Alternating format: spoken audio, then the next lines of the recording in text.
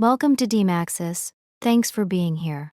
No extra talk, just pure storytelling. Let's begin today's movie short steal. Today, I'm going to explain a horror mystery movie called Open Grave. Spoilers ahead. Watch out and take care. The movie opens in darkness, where a man wakes up and is horrified to find himself in a pit, surrounded by a large number of dead bodies. The man is terrified and can't remember who he is or how he ended up in such a bizarre place. He then notices a woman watching him and pleads for help, but she vanishes. Moments later, the woman suddenly throws a rope at him, and before leaving, the man finds a gun, which he keeps for himself. After he successfully escapes the pit, he searches for the woman from earlier, but she's nowhere to be seen. He then makes his way through the woods and soon discovers a house with lights blazing in the midst of darkness. The man cautiously prepares his gun and enters the house, where he sees several people arguing. He quickly points his gun at them and demands answers about who he is and how he ended up here. Another man named Lucas also raises a gun at him and accuses him of killing all those people in the pit. The protagonist then notices the Asian woman who helped him earlier is among them, so he frantically asks if she knows him, but she remains silent. Soon it becomes clear that all of them woke up in this place with no memory of who they are, and they don't even know each other. It turns out they found some ID cards and learned their names, which are Michael, Sharon, Nathan, and Lucas. However, they can't find the ID of the man who woke up in the pit, so they decide to call him John Doe. Then there's the Asian woman who acts like she knows all these people, but unfortunately she doesn't understand English and is mute. The group then realizes that they also have car keys, but there are no vehicles around. Meanwhile, the mute woman tries to communicate by writing something down, but none of them can understand her writing. Next, the group begins exploring around the house. While the mute woman approaches Lucas and tries to communicate, she shows him her arm, which is covered in strange marks, and it turns out that he has the same ones. This leaves him confused, but just then John summons the mute woman because he saw something on the refrigerator. There's a calendar stuck there with the 18th marked, which is the day after tomorrow. How do they know what day it is? He demands to know what's going to happen on that date, but she can't make him understand, leaving him boiling with frustration. Later, the group finds a room that is filled with a lot of weapons, which scares everyone. Michael then takes a gun, and he seems to be very skilled with it, which implies that he must have been either a police officer or a military officer, or a gamer. The group now decides to rest for the day, but they soon notice the mute woman running into the woods alone. So Sharon, Lucas, and John immediately go after her, and they notice the stars look very bright, which implies that they are far away from the city. During this, John begins to have flashbacks of himself dragging the body of a woman with a seahorse tattoo. The group then notices a strong smell and is horrified when they see several dead bodies tied to the trees. Back in the house, Nathan and Michael check the books from the shelves, and Nathan is stunned when he realizes that he is fluent in Latin, French, and even Italian. He also knows that all these books are about medicine and human and animal anatomy, so Michael thinks that Nathan must be the owner of this house. Meanwhile, in the woods, the group soon arrives at a shed where they notice the mute woman feeding an old woman who is tied up and looks completely disheveled and sick. She immediately recognizes John and screams that he used her before trying to attack him. However, John knocks her unconscious, and Lucas notices that there is a camera in the shed, which means someone is watching them. Sharon suggests they should help the woman, but John disagrees, thinking she was tied up for a reason and seems dangerous. The next morning, the group decides that the best thing to do is look for the cars so they can get the hell out of this place. The others proceed to leave while ordering Michael and the mute woman to stay at the house. Michael becomes extremely furious that they left him out and believes that he can be valuable, but they refuse to listen to him. Next, Nathan, Lucas, Sharon, and John head into the woods, where they notice several bodies tied up in the trees again. Soon, a bored Nathan begins throwing rocks randomly, and they soon hear a metallic noise in the bushes. The group grows intrigued, and when they check, they discover that cars are hidden there, which fills them with hope. Back in the cabin, Michael informs the mute woman that he feels a strong connection with her, and perhaps they were a couple. She also looks at him with affection, but soon they're alerted by a scream in the distance. Michael thus thus asks the woman to lock herself inside and then rushes to check alone. He soon arrives at a field where he notices a sickly, disheveled man trapped in a fence and screaming for help. Michael thus gets closer to help him, but the man suddenly begins laughing and attacks Michael, piercing his neck with the wires. Meanwhile, in the woods, the group inspects the cars and finds a group picture there in which all of them are present except John. This makes Lucas suspicious of him, and he argues that John isn't part of their group, but John says that he maybe could have taken the picture. The group then tries to start the car but realizes the fuel is very low, which won't be enough for them to make it to the city. While they wonder what to do, all of a sudden, the mute woman arrives and frantically approaches them. They follow her and find Michael, who is bleeding from his neck and on the verge of death. The panicked group desperately tries to help him, but the poor man cannot make it and eventually passes away. This leaves everyone distraught, especially the mute woman, which implies that maybe they were indeed romantic partners. The deranged man in the fence suddenly begins screaming, so a frustrated John shoots him to death. This triggers more memories in his mind, in which he recalls loading weapons and eliminating zombie-like people. Afterwards, John and Sharon get in a car and decide to drive around and look for some help. They soon arrive at an abandoned building where they notice a kid running away. They try to talk to the kid, but he locks himself in some kind of a warehouse and refuses to respond. John begins asking him for help, during which the boy calls him by his real name,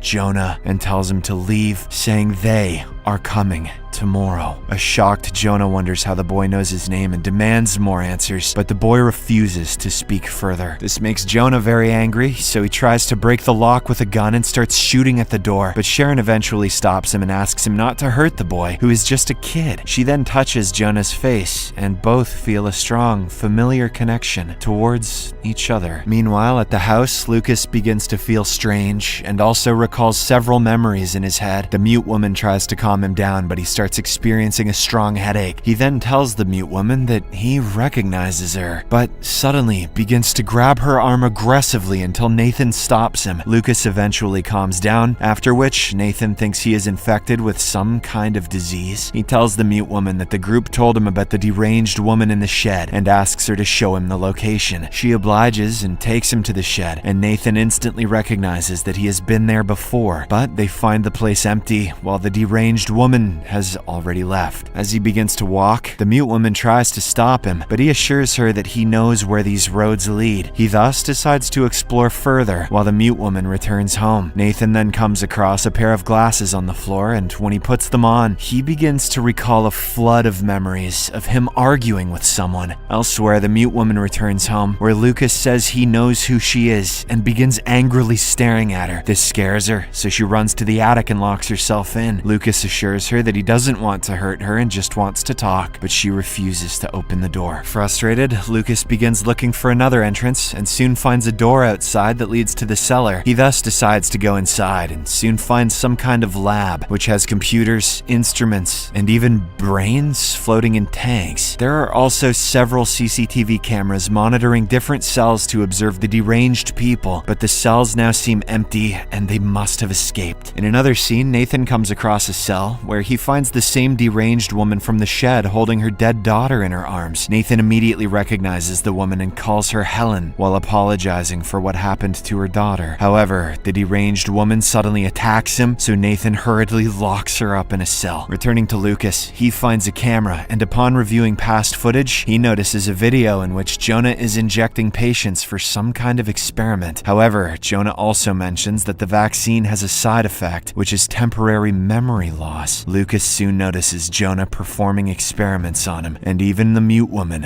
which boils him with anger. Meanwhile, Jonah and Sharon are returning to the house when a tree suddenly falls in front of the car. Jonah stops just in time, and he soon notices a group of lumberjacks cutting trees and tries to approach them. Sharon is scared and asks him to return to the car, but Jonah ignores her and tries to talk with the men. But unfortunately, they turn out to be infected people who waste no time in chasing them with axes. Horrified, they quickly get to the car to escape, but it doesn't even start, leaving them panicked. So Jonah gets out and tries to push the car with all his strength when the aggressive men approach him. However, before they can hurt him, they suddenly stop for some reason. Jonah and Sharon then notice dead bodies hanging upside down in the trees nearby. They soon realize that these bodies are placed like scarecrows, and it seems the infected are scared of them, possibly due to the smell. Sometime later, they return home, where an angry Lucas immediately confronts Jonah about his bizarre experiment. Jonah claims he doesn't remember anything, while Sharon watches the video and is heartbroken. She checks her arms and realizes she has needle marks as well, while a frustrated Lucas ends up knocking out Jonah. He then drags the men to the pit with the dead bodies, and even though Jonah doesn't want to go there, he has no choice. Upon being thrown into the pit, he notices a dead woman with a seahorse tattoo, which triggers his memories. Later, Lucas returns to the house, and he frantically tells Sharon that they need to leave quickly. She asks about Nathan, but Lucas doesn't even recall who Nathan is. He begins to act very bizarrely and tells the two women that he will protect them both. When he starts to get aggressive, the mute woman runs away from there, but Lucas eventually manages to catch her. He pins her to the ground and tries to forcibly kiss her, so Sharon shows up and shoots his ass. But Lucas dodges the attack and runs frantically into the forest. After this, the mute woman rushes to the pit and throws the rope again, managing to rescue Jonah. The man then realizes that tomorrow, something big is about to happen, so he decides to visit the boy again to look for answers. However, when he arrives there, he finds the door open and notices the boy is nowhere to be seen. Next, Jonah proceeds to drive away when he comes across the boy and his family, who are preparing to leave somewhere and grabbing things from a rundown car. He stops them and asks what's happening, so the boy's grandma asks him to move away. She says Jonah has hurt her whole family with his needles, and he should leave. Jonah asks what he had done to them, but the woman just gets in her car and begins to drive. Later, Jonah checks the abandoned car and finds many vials of vaccine there, which triggers another flood of memories. He recalls that he had given them to a man and urged him to deliver them to the army. A confused Jonah checks the car further and soon finds his and Sharon's picture, which proves that they were a couple. Then, all of a sudden, a vehicle collides with his car, and it turns out to be Lucas, who seems to be losing his mind. Jonah then says he recalls that he was a doctor, but he wasn't hurting anyone. He was just trying to help infected people who were plagued by a deadly virus. Jonah then realizes that the effect of the dose has already worn off on Lucas, so if he is injected, he could return to normal again. He thus tries to help the man, but Lucas doesn't listen and instead proceeds to attack Jonah. In a desperate attempt to defend himself, Jonah grabs a stone and hits Lucas on the head. He then immediately tries to save his friend, but it's too late, as Lucas is now heavily bleeding. During his last moments, Lucas finally recalls that he and Jonah were friends, remembering how he had thanked the doctor for saving him. However, on one occasion, an infected woman with the seahorse tattoo attacked Lucas, so Jonah ended up killing her. He then scolded Nathan, as it was his responsibility to close the cells, which sparked a huge argument between them. After this, Jonah began to drag the woman's body, but soon heard from his group that the other infected were also loose. After the group was attacked, Jonah told them to lock themselves in the house and inject themselves so they would heal. At that moment, an infected person bit Jonah, so he ended up falling into the pit. Jonah thus had to inject himself to prevent himself from being infected since he was bitten. He knew that upon waking up, he would not remember anything, but it was the only option. In the present, the group begins to recall everything, so Nathan returns home and quickly hugs Sharon, who also regains her memories. But soon,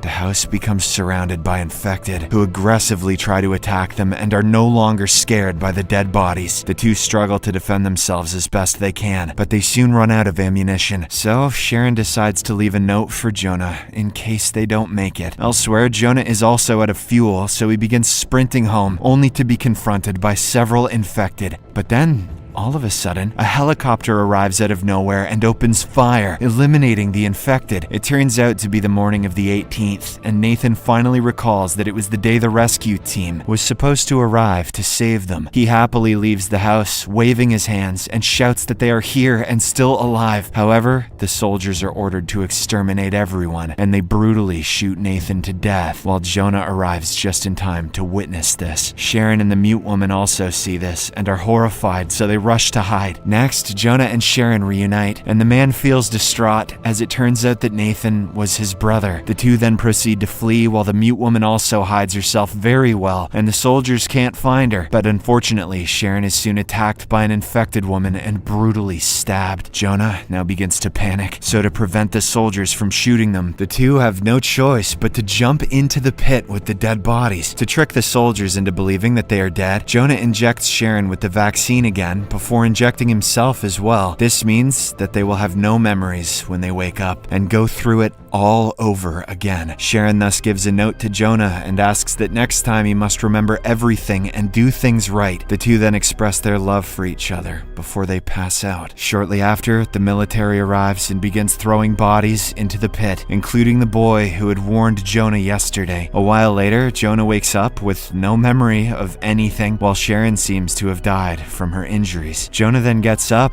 and doesn't notice the note that has fallen to the ground. The puzzled man begins shouting for help, so the mute woman arrives and throws the rope again to help him out. At this point, we learn the contents of the note, in which Sharon has revealed information about the plague, and it turns out that the only person immune to the disease is the mute woman. Sharon thus urges Jonah to protect the mute woman at all costs, as she is the last hope for humanity. Unfortunately, Jonah knows none of this, and he has to piece the whole thing together all over again. The movie ends with Jonah and the mute woman approaching the edge of the pit and watching an enormous open grave overflowing with thousands of corpses. If you enjoyed this video, please don't forget to share it with your loved ones so they can enjoy it too. Your support really means a lot to us. Kindly leave a like, drop a comment and join our growing family by staying connected with us yen.